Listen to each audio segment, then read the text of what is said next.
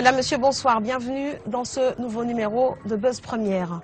En cas de facture impayée, l'eau du robinet continuera toutefois de couler. La décision est tombée en fin de semaine dernière. Le Conseil constitutionnel a validé l'interdiction totale des coupures d'eau pour les résidences principales en cas de non-paiement de facture. Une décision qui fait le bonheur des associations de consommateurs, mais qui inquiète les sociétés de distribution. Faut-il couper l'eau des mauvais payeurs? C'est le thème de votre émission ce soir. Les coupures d'eau pour cause d'impayés interdites pour toute résidence principale. Le Conseil constitutionnel a tranché. Mesure vitale, prétexte pour les mauvais payeurs. Entre consommateurs et distributeurs, les avis divergent. Comment appliquer les textes? Comment éviter les abus? Le droit le justifie-t-il? Le non-paiement des factures? On en parle dans Buzz Première.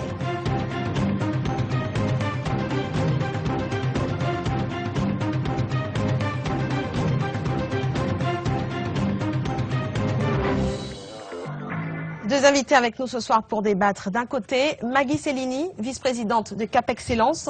Bonsoir. Bonsoir. Merci d'avoir accepté notre invitation. On ne peut pas dire que cette décision vous fasse sourire. Comme beaucoup d'opérateurs, vous vous inquiétez des conséquences. Nous le verrons tout à l'heure. Face à vous, Germain Parent, président du comité de défense des usagers de l'eau. Bonsoir. De la Guadeloupe. Merci d'avoir accepté notre invitation également. Cette décision est une première victoire pour vous. Vous nous donnerez tout à l'heure vos arguments. Et puis vous aussi, vous pouvez prendre part à ce débat en posant vos questions, en postant vos commentaires sur notre page Facebook ou encore sur Twitter, #BuzzPremière. La première question pour vous, Germain Parent. Le Conseil constitutionnel a-t-il eu raison d'insister en validant cette loi? Absolument, absolument, puisque le Conseil constitutionnel a délibéré et a vraiment pris toutes les précautions qu'il fallait pour consolider la loi Brottes, puisqu'il s'avère nécessaire que la loi sur l'eau était déjà votée depuis fort longtemps, même avec le Grenelle de l'environnement, et la loi de janvier 92 disait bien que l'usager ne doit pas rester sans eau chez elle, puisque un humain doit avoir besoin de l'eau pour vivre. Et c'est les conséquences de cette loi qui fait que non seulement à la Guadeloupe, mais en Europe et en métropole, partout ailleurs, l'être humain a besoin de l'eau pour vivre. Et donc, on ne peut en aucun cas couper l'eau chez l'usager. Vous partagez ce point de vue, Maggie Cellini? Face à la solidarité, on ne peut pas ne pas convenir qu'il faille qu'il y ait de l'eau chez chacun. Parce qu'au nom de la solidarité, il faut que chaque individu puisse bénéficier de l'eau comme de l'électricité pour pouvoir vivre décemment. Mais au-delà de cela, je ne crois pas que cette validation puisse inciter les personnes à ne pas payer leur consommation. Parce que nous consommons, donc nous devons payer. Maintenant, ce que je voudrais dire, c'est que je ne suis pas inquiète sur une telle loi, pour une raison toute simple. C'est que ça n'empêche pas que quel que soit l'organisme, qu'il puisse mettre les moyens et se donner les moyens de faire payer la facturation. Maintenant, elle ne sera pas faite de la même manière. Elle sera peut-être, j'en conviens, un peu moins arbitraire, mais il n'empêche que je ne crois pas qu'il faille comprendre aujourd'hui que cette loi veut dire que nous pouvons consommer sans payer. Quels seraient les dangers, selon vous, d'une telle loi, d'une telle décision? Si tant est que demain matin, tout le monde décidait de ne plus payer l'eau, je crois que quelque part, il y aura un gros problème. Et je m'explique. À partir du moment que nous ne serons plus en mesure de faire les investissements nécessaires pour justement donner à ceux qui n'ont pas encore l'eau courante. Parce qu'il faut savoir que sur le territoire, nous avons encore des secteurs où avoir de l'eau, c'est un luxe. Par conséquent, nous ne pouvons pas s'arrêter à cela. Nous devons continuer à avoir une vision et pour cela, il va falloir pouvoir investir. Et nous savons qu'aujourd'hui, les 3/4 des réseaux sont à changer.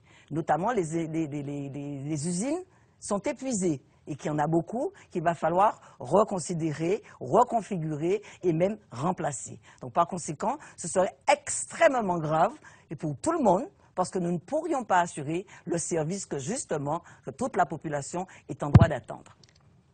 Monsieur Parent, vous êtes conscient de ces difficultés? Je suis conscient, c'est vrai, mais il faut savoir que depuis 50 ans, ces dites sociétés qui sont sur le terrain à fournir de l'eau, puisque la loi le prévoit 24 heures sur 24, ont toujours violé le principe de l'égalité au non-respect de la loi sur l'eau Et le plus souvent, vous l'entendez tous les jours, il y a des tournants d'eau. Pourquoi? Simplement parce que ce qui devait être fait pour mettre de l'eau au robinet de l'usager n'a jamais été fait parce qu'on a une conduite d'eau, ce qu'on dit une canalisation vétuste, avec plus de 55% de fuite. Et tout l'argent qu'a bénéficié ces sociétés en Guadeloupe, les taxes fixes, les surtaxes, les abonnements et tout ce qui s'ensuit derrière était fait pour réhabiliter ce réseau qui depuis 50 ans n'ont jamais été fait. Alors, manque d'eau, pas d'eau au robinet, et malgré ça, les usagers reçoivent des factures. Alors que quand il n'y a pas d'eau, on ne peut pas facturer. Alors c'est pour tous ces méfaits et pour toutes ces raisons que la loi Brottes a été votée. Est-ce que ça justifie le fait de ne pas payer sa facture? Mais non. Tous ces problèmes que vous signifiez. On ne peut pas dire d'emblée à un usager de ne pas payer l'eau. S'il y a un usager qui a de l'eau en qualité et en quantité et qui est en mesure de payer, il payera toujours sa facture. Les Guadeloupéens sont de bonne foi. Ça, on le sait très bien. Mais vous le savez? Et ici, il y a des abus. Comment pouvez-vous justement distinguer ceux qui ne peuvent pas et ceux qui ne veulent pas payer ces factures? Mais vous savez très bien qu'on a plus de 25% de chômeurs dans ce pays-là. Des gens RMI qui ne touchent pas d'argent ou qui reçoivent des factures exorbitantes, des factures qui n'ont pas des relevés de compteur. Là aussi, la loi de 1964 le prévoit qu'un usager qui n'a pas une facture conforme à la réalité, qui n'a pas de relevé, ne peut pas payer quelque chose qu'il n'a pas consommé. Et c'est interdit. Cette loi interdit formellement qu'on fasse payer de l'eau non consommée à un usager. Et comme c'est de l'air qui fait tourner le compteur, alors ces sociétés se contentent de faire payer de l'eau estimée, or qu'il n'y a jamais eu d'eau au robinet. Et donc, le Conseil constitutionnel, je dis bien, a bien veillé à la loi Brottes et a donné raison aux usagers aujourd'hui. Et maintenant, pour faire payer de l'eau à un usager, il va falloir refaire toutes les canalisations pourries et qui n'est pas de bonne qualité et qui est vétuste. Mais non seulement ça, il va falloir aussi profiter de ça pour faire de la mise en conformité chez tous les usagers qui n'ont pas de compteur et à qui on envoie des factures sans relevé. Nagui Cellini, vous réagissez comment? Alors, l'histoire de l'eau, elle est compliquée en Guadeloupe. Et je voudrais tout simplement dire une chose, c'est que concernant l'utilisation de l'eau, et concernant les facturations, on a eu beaucoup de difficultés, il y a eu beaucoup de problèmes sur tous les territoires, les constats, on les a faits. Nous avons un héritage qui est lourd, et nous avons surtout un héritage lourd parce qu'il y a eu des pratiques dans l'eau. Parce qu'aujourd'hui, tout le monde oublie ce qui s'est passé. Il y a une histoire. Vous avez des gens qui avaient des systèmes, des pratiques qui étaient de rigueur, qui étaient, je dirais, régulièrement et presque validées. Vous aviez des compteurs sauvages, que souvent, en plus, ces compteurs sauvages, et les gens étaient taxés. Il y a une histoire très longue dans l'eau. Et certains devraient, à mon avis, quelquefois réfléchir avant d'avancer un certain nombre de propos. Parce que tout le monde est un peu responsable de la situation dans laquelle nous sommes aujourd'hui. Nous sommes tous responsables, y compris moi-même, puisque j'y suis en charge depuis 7 ans.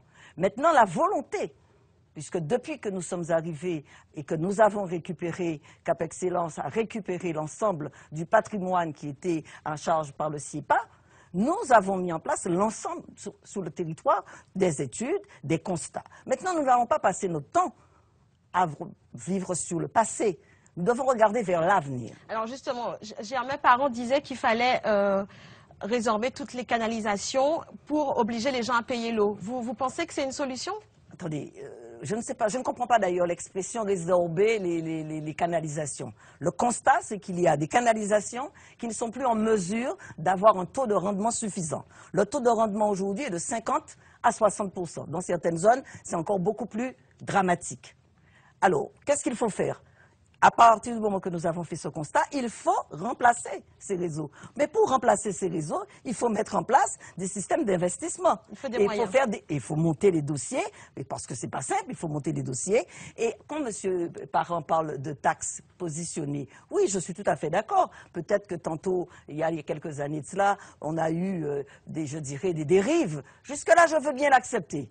Mais il n'empêche qu'aujourd'hui, que ce problème est suffisamment crucial pour que l'ensemble des partenaires, aujourd'hui, il faut reconnaître quand même que ces partenaires se mettent autour d'une table pour pouvoir porter des solutions. Je l'ai répété plus de 20 fois, ça. Mais Se mettre autour d'une table. On le fait, mais nous le faisons aujourd'hui. Peut-être que ça n'a pas été fait il y a quelques années lorsque vous le sollicitiez, mais vous devez reconnaître, Monsieur Parent, qu'aujourd'hui, on le fait. On le fait et on a des résultats. On a des résultats pourquoi? Parce qu'on a déjà commencé à remplacer les réseaux qui étaient complètement obsolètes. Oui, pas au Chion. On est obligé, monsieur. Quand vous parlez d'impayés, moi je vais vous donner un chiffre. 14 millions d'euros d'impayés. Parce que vous avez construit de mauvais payeurs. 14 millions d'euros d'impayés. Or, je regrette, quelqu'un qui se trouve en difficulté, il a les moyens de le faire savoir. Parce qu'il y a des outils qui ont été mis en place. Les outils sont là. Vous avez des CCAS qui peuvent aider les personnes. Vous avez dit que les gens sont RMistes. J'en conviens. Il y en a certainement beaucoup sur le territoire. Nous connaissons notre système et nous connaissons le système économique. Nous savons ce qui se passe. Nous savons qu'il y a des chômeurs. Mais pourquoi? Moi, je ne peux pas deviner. Nous, même nos assemblées, nous ne pouvons pas deviner et être des personnes qui sont en difficulté. Ces personnes qui sont en difficulté doivent se diriger vers les CCAS de leur commune. Doivent se diriger vers le système du Conseil général qui accompagne les personnes qui ne peuvent pas payer. Donc, il y a des outils. Donc, il y a une volonté délibérée de ne pas payer. Parce qu'on ne peut pas me dire aujourd'hui, si on reçoit une facture... Ne dites pas ça aux Guadeloupéens, madame. Non, je suis désolée. Ils n'ont pas de volonté de payer. Je suis désolée. Parce que le principe de précaution n'a jamais été mis en avant. Avez-vous mis des principes de précaution en avant de manière à ce que les gens puissent avoir de l'eau 24 heures sur 24 heures au robinet? Jamais. Aujourd'hui... Quand vous faites des tournants d'eau, est-ce que vous savez que les personnes qui ont des factures de 3 000 € et de 5 000 € à payer, ils vont courir pour venir vous dire, à vous personnellement vous trouvez, qu'ils ont une facture de 5 000 €. Mais quand ils vont... J'en reçois tous les jours. Quand ils vont dans les agences où vous avez mis avec des marchés sur place en Guadeloupe, oui. Eh bien ces agences-là leur répondent, payez d'abord et nous allons voir après. Il n'empêche pas l'usager. Si, ça n'est plus le discours. C'était un discours qu'on a tenu, je vous l'accorde. C'est un discours qui a été tenu. J'ai pas envie de vous effondrer, vous personnellement, là-dessus, parce que moi je parle au nom de la Guadeloupe. Je ne parle pas pour les Abîmes ou pour Pointe-à-Pitre ou pour Basse-Terre. Je parle au nom de la Guadeloupe. Je voudrais avoir une vision globale. Oui. Au-delà du fait que je représente Cap Excellence, parce que nous avons effectivement un certain nombre d'abonnés et qu'avec la communauté d'agglo, forcément, Pointe-à-Pitre, Abîmes, et Bémao, nous représentons quand même 50 000 abonnés. Oui, donc forcément, c'est quelque chose d'important. Mais c'est pas ce que j'ai envie de dire. Je ne parle pas uniquement de la Guadeloupe, parce que quand on parle de l'eau, monsieur, et vous le savez très bien, oui. Nous ne pouvons pas parler de manière isolée. L'eau se traite, bien sûr, l'eau se traite. Le cas des politiques, c'est de parler de manière isolée. Au niveau de l'investissement, c'est normal que je puisse parler que pour ma communauté, pour la raison toute simple, c'est que là, nous avons la main. Alors, non, je ne suis pas d'accord avec vous. Et je vais vous dire pourquoi je ne suis pas d'accord. Je vais vous expliquer très simplement. Lorsque vous recevez une première facture, j'ai eu un appel, pas plus tard que ce matin, 4 000 €. Manifestement, il y a un problème. Qui peut consommer, au-delà d'un établissement, 4 000 € d'eau? Il est évident qu'il y a un problème. Mais on a cette fâcheuse habitude, et ça c'est pratiquement pour tout. On le dépose et on se dit, je vais voir ça après. Mais qu'est-ce qui se passe? C'est que ça tourne. Pourquoi? Parce que manifestement, quand vous avez une telle facture, c'est qu'il y a de manière insidieuse une fuite. Et la loi Raumann, que vous connaissez certainement, positionne et prévoit des dégrèvements en la matière. Donc, lorsque quelqu'un m'a appelé ce matin, j'en ai eu encore une, quand vous dites qu'on ne les reçoit pas, nous avons des raisons que nous avons mis en place. Il y avait des carences, je vous l'accorde, mais il faut quand même reconnaître la volonté qui a été mise en place depuis déjà pratiquement 8 ans. Âgées qui ne peuvent pas venir dans vos locaux. Alors justement, Monsieur Parent, vous êtes comité de défense de ces consommateurs. Est-ce que ces cas-là sont récurrents? Il y en a plein, très récurrents. Est-ce que ces cas sont récurrents? Aujourd'hui, on a 55% de personnes qui ne peuvent pas régler leurs factures, surtout quand c'est des factures exorbitantes, et aussi des factures qui n'ont pas de relevé, où les gens ne peuvent pas... Ces factures-là n'ont pas de relevé, donc on ne peut pas dire qu'est-ce qu'on a consommé. Parce que le consommateur d'eau, il y a la loi qui le protège, et ça c'est clair. La loi dit quoi? Il dit que l'usager ne doit payer que ce qu'il a consommé. Si vous ne savez pas combien une famille de 4 personnes doit consommer pendant l'année, je vous dis que c'est 220 mètres cubes d'eau. Dès lors qu'il a dépassé les 220 mètres cubes d'eau, madame, c'était à celui qui a le marché, le gros marché de 15 ans, à travailler en Guadeloupe pour ramasser de l'argent, au plus de l'euro qu'il faut, c'était à lui de dire à l'usager, vous avez un problème, parce que c'est lui qui fait le relevé de compteur. C'était à lui de savoir et d'informer, et à ce moment-là, envoyez un courrier pour l'usager, de manière à ce qu'il vienne vous voir, pour lui faire un dossier, non seulement au FSL, et au CECAS. Mais ce n'est pas la bonne maman qui a 80 ans ou 90 ans qui va se déplacer à la campagne, qui n'a pas de voiture, qui ne conduit pas, qui ne voit pas, qui va pouvoir aller résorber, payer une facture. Alors la deuxième chose qui est le plus important, c'est quand vous vous contentez que quand ces gens-là ne peuvent pas payer, c'est d'envoyer son dossier au percepteur et lui faire saisir le petit mandat de la vieille dame ou de la grande dame ou de la personne âgée qui n'a pas plus de 350 € de la sécurité sociale par mois, et on lui saisit son compte et il se trouve qu'il ne peut pas s'acheter un pain pour se nourrir à cause d'une facture d'eau qu'on lui a mis en saisie de compte et lui en saisie de banque. Alors ces gens-là, ce que je dis moi, c'était votre travail à vous, d'élus, de mettre sur place sur le terrain, je l'ai dit plusieurs fois, quand vous savez aller faire de la politique sur le terrain avec tous vos staffs pour aller voir les gens, les grabataires, les personnes âgées, vous aurez dû aussi aller dans le même temps, voir les personnes chez eux et leur demander les difficultés. Est-ce que ces personnes sont victimes de coupures d'eau? Est-ce qu'il y a des distributeurs encore aujourd'hui qui coupent l'eau? Très souvent. Madame, j'en ai 750. Pour bientôt que je leur réserve à eux une très grande surprise. Et ils vont entendre parler parce que maintenant que la loi est consolidée... Il y a un internaute qui nous dit que sa grand-mère a 3 000 € à payer. Mais il y en a plein. Il y a un monsieur, notamment aux abîmes, je ne voudrais pas en parler, qui est grabataire, qui est en chaise roulante, qui ne peut pas aller au robinet. Et ce monsieur-là reçoit 2 factures, une de 3 000 €, une de 6 000 €. Comment gérez-vous ces dossiers? Ce n'est pas possible, il faut arrêter avec ça.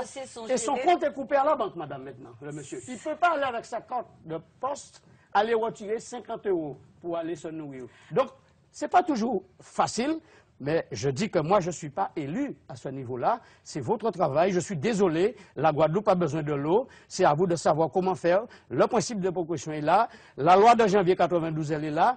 La personne a un contrat où il doit avoir de l'eau 24 heures sur 24. Il paye 2 abonnements pour le même contrat. Et ça, vous n'avez jamais vu, vous n'avez jamais parlé. La loi a été votée à l'Assemblée nationale. Est-ce que vous avez vu ça?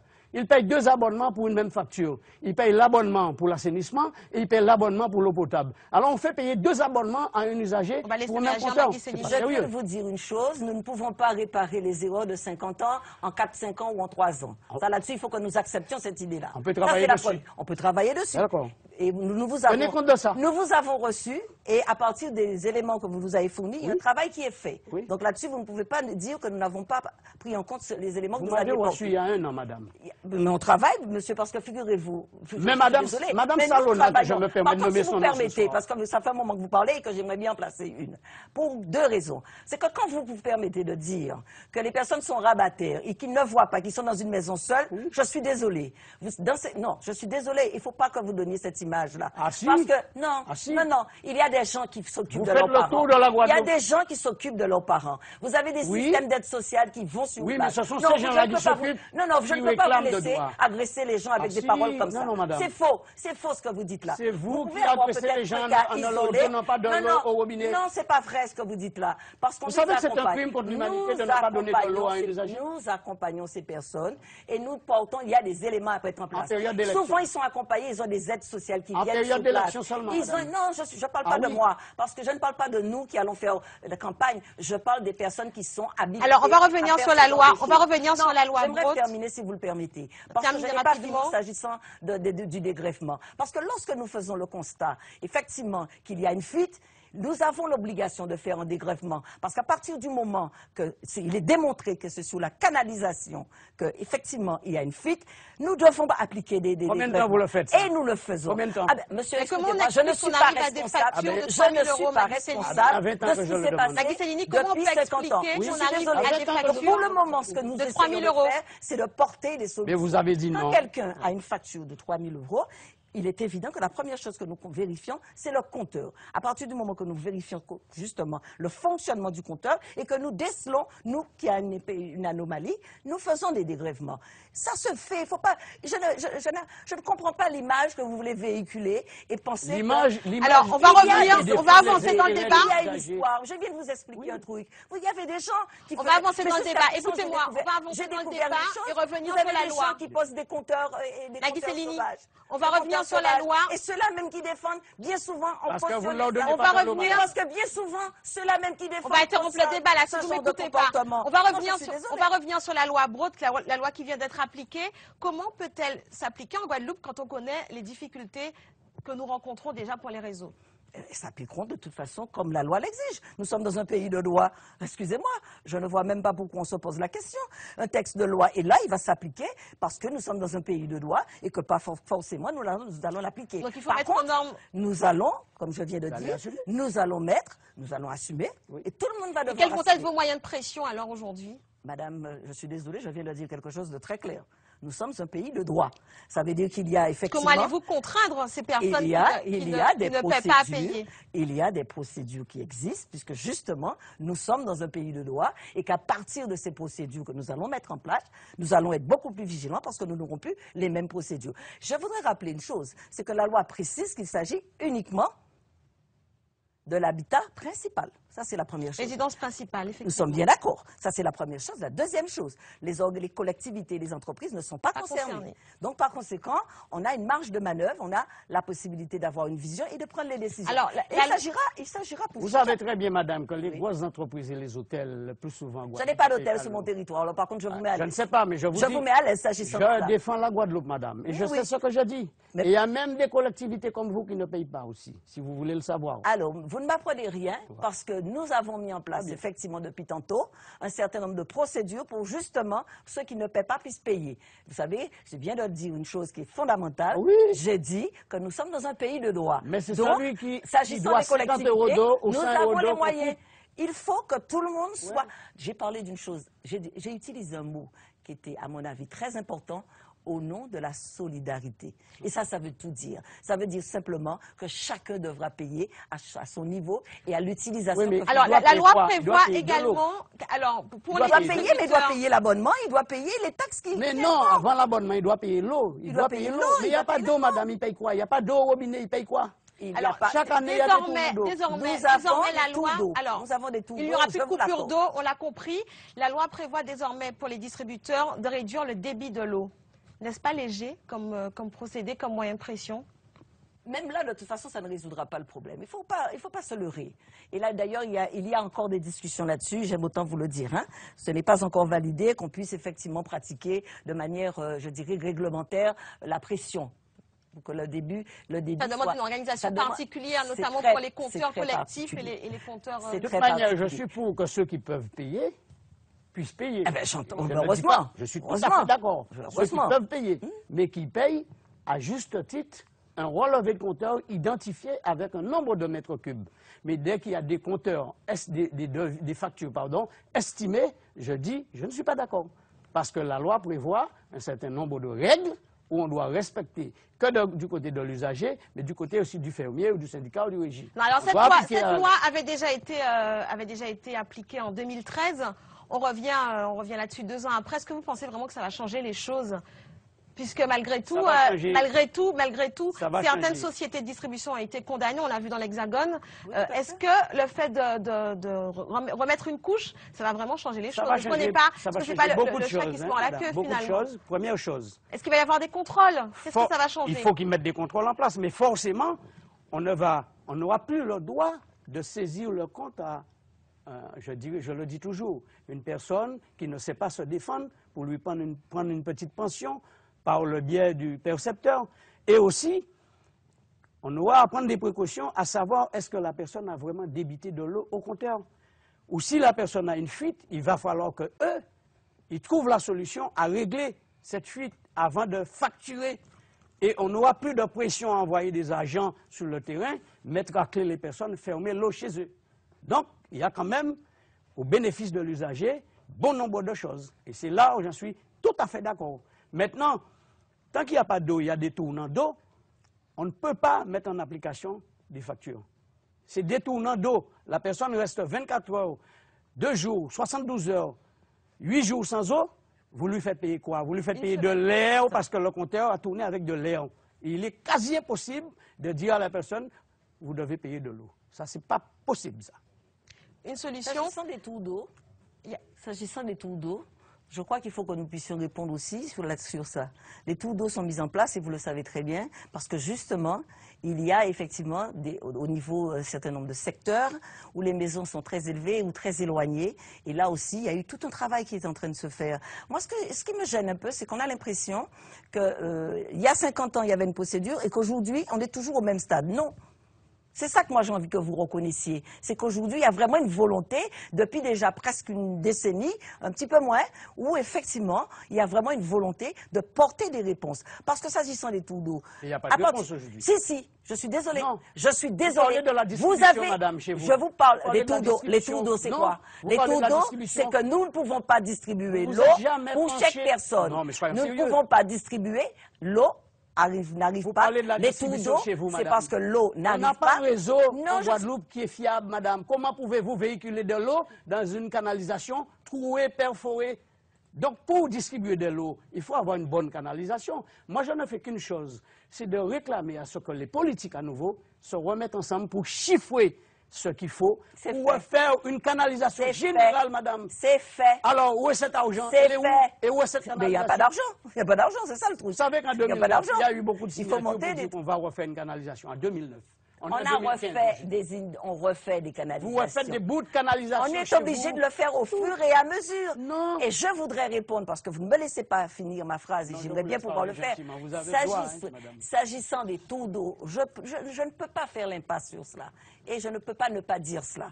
S'agissant des tours d'eau qu'on a connus depuis déjà de nombreuses années, il y a eu des décisions qui ont été prises, notamment l'unité de production du Nord Grande Terre qui a été positionnée et qui fonctionne aujourd'hui. Celle du moule qui va être livrée au mois de juillet. Combien coûtent les fils Je qui suis sont dedans? désolée, qui va être livrée au mois de juillet. Il a la possibilité pour nous de réguler au niveau du poste de Carac. C'est pour ça que je vous parle que lorsqu'on parle de l'eau, on ne peut pas se limiter à un secteur. Pourquoi? Parce que chaque fois que vous agissez un endroit, vous avez une répercussion ailleurs. Par conséquent, Madame, je ne je peux pas défends vous la laisser Guadeloupe, dire je ne que défends pas le tour, vous, ni les les tours abîmes. d'eau, je ne parle pas seulement de la ville des Abîmes. Je vous ai parlé de l'unité de production Parlons du de la Nord. Guadeloupe, madame. Je vous ai parlé de l'unité de production du Nord Grande Terre. Je vous ai parlé de l'unité de production du moule. Je vous ai parlé du suppresseur qui va être positionné, qui est positionné d'ailleurs, qui rentre en fonction à Gosier. Au Gosier. Donc je ne vous parle pas que de la ville des Abîmes, parce que je ne m'intéresse pas que de la ville des Abîmes, je suis aussi guadeloupéenne comme vous-même. Par conséquent, c'est l'ensemble du territoire qui m'intéresse. Donc je ne peux pas vous laisser dire qu'on parle que alors, si vous des réparez les Abîmes. canalisations du Gosier, des Abîmes et du Nord, On a parlé de vous prenez l'eau où? suppresseur. Il ne faut pas dire. Vous prenez nous prenons l'eau où après? L'eau, nous prenons. Mais oui, parce que vous ne le savez peut-être pas. Et je vais vous l'expliquer. Savez-vous que Mickaël a suffisamment d'eau On qu'aujourd'hui arrive à la nous fin de avons l'émission, il va basculé. falloir conclure. Nous avons basculé 3000 mètres cubes d'eau dans le deuxième réservoir que nous avons construit. Oui, parce que nous pouvons répondre à cela. Et je vais vous donner la dernière information, parce que bientôt, comme on a encore beaucoup d'eau sur Mickaël, nous allons transférer une bonne partie de Bainbridge vers Madame, Petit-Pérou. l'usine qui a Voilà été le travail montée que nous avec faisons. les fils. Le mot de Voilà la le fin travail pour que nous vous, faisons. Gérard Voilà le Parent. travail que les politiques font. Et c'est pour ça que j'aimerais que vous puissiez, pendant un bon moment, un petit moment, un tout petit moment, dire il y a un travail qui se fait et nous avons un Laissez-moi avenir. vous dire C'était le mot de la Et nous fin pour pourrons Maggie construire. Cellini. L'usine dont vous parlez, que vous avez mis en place, Il vous reste 1 minute 30 pour conclure. coûte plus Rapidement. cher que si vous aviez refait une canalisation pour le Nord Grande Terre. Et Alors, ça a si vous duré n'avez trop pas d'eau, longtemps. si vous n'avez pas d'usine, Et quand comment vous vous aurez- allez me donner quand de les l'eau? fils- quand les Si vous fils n'avez vont- pas d'usine, comment vous Madame, voulez vous mettre de l'eau? vous Ce laissez- n'est pas possible. Quand les laissez- fils vont vous le laissez boucher, conclure. quand les fils vont être bouchés, vous allez prendre l'avion pour aller chercher des fils dans un Ah non, pays ça que vous avez me parlez, Merci vous me beaucoup. parlez d'un autre encore, Allez, de membrane. je vous laisse Et ça, filer c'est le autre temps. chose. Il est temps de Et finir vous avez l'émission. suffisamment S'il vous d'acheter de plaît. l'argent des Non, non, non, Guadeloupéens non, et non, pas non, faire non. une canalisation. Vous et S'il tous vous les plaît, autres. Il y a s'il 50 vous ans, plaît, vous avez le mot de la suffisamment fin, fait Maggie pour ça. Cellini. Nous sommes tous Maggie responsables. Cellini, Nous Maggie sommes tous Cellini. Et les sociétés que vous Maggie, avez nous consolidées, sommes tous- si on nous va allons dire ça, interrompre- vont disparaître au profit de vous-même. Le mot de la Jamais. fin, monsieur Parce Parent, le qu'il y mot a de la des fin ingénieurs pour Maggie guadeloupéens Cellini. Maggie qui Cellini, travaillent. Ah, on vous avez revient. vu ça, Maggie c'est Cellini, des on revient sur la ingénieurs question du départ. Guadeloupéens qui travaillent. Vous les avez Maggie invités, Cellini, à un moment ne vous donné. laissez pas parler. Oui. Le mot de la fin pour vous, Maggie Cellini, la question de départ, pour ou contre cette loi finalement? Il ne s'agit pas d'être pour ou contre un texte de loi. Moi, vous savez, la loi, ça s'applique, ça ne se discute pas en ce qui me concerne. Par conséquent, nous prendrons les décisions qui s'imposent. Partout où vous avez des services juridiques, nous sommes dans un pays de droit, nous allons le respecter. Par contre, nous mettrons en place les moyens nécessaires pour pouvoir y remédier, pour que les Merci mauvais payeurs soient Beaucoup, mis en Maggie. cause et qu'ils paient. Merci beaucoup. Et je compte sur le Monsieur civisme Parent. des Guadeloupéens. Vous savez, je viens ici ce soir juste pour défendre l'intérêt des Guadeloupéens, des usagers qui n'ont pas d'eau. Et je refuse d'accepter d'entendre qu'il y a de l'eau en quantité. Cette eau-là, je ne sais pas où elle est, parce qu'on a construit des usines. Malgré ça, le Nord Grande Terre manque de l'eau. J'ai beaucoup d'usagers de Nord Grande Terre où j'ai leur dossier que je vais faire mettre en application très bientôt. Et ce que je dis, c'est qu'on oublie. On dit qu'aujourd'hui, c'est le passé, mais tant qu'on n'aura pas mis en place une canalisation générale pour la Guadeloupe, merci beaucoup. Madame Salona, Très qui a une bien, année qu'elle a atteint un compteur, elle ne l'a pas chez Monsieur Parent, merci beaucoup. Parce que vous n'avez pas d'eau. C'était la fin de l'émission. Bien entendu, le débat se poursuit sur notre page Facebook et sur Twitter, #BuzzPremière. C'était la dernière émission de la saison. Merci à vous d'avoir joué le jeu. Merci à vous, téléspectateurs, de nous avoir suivis. Très bonne soirée sur Première. Merci à vous.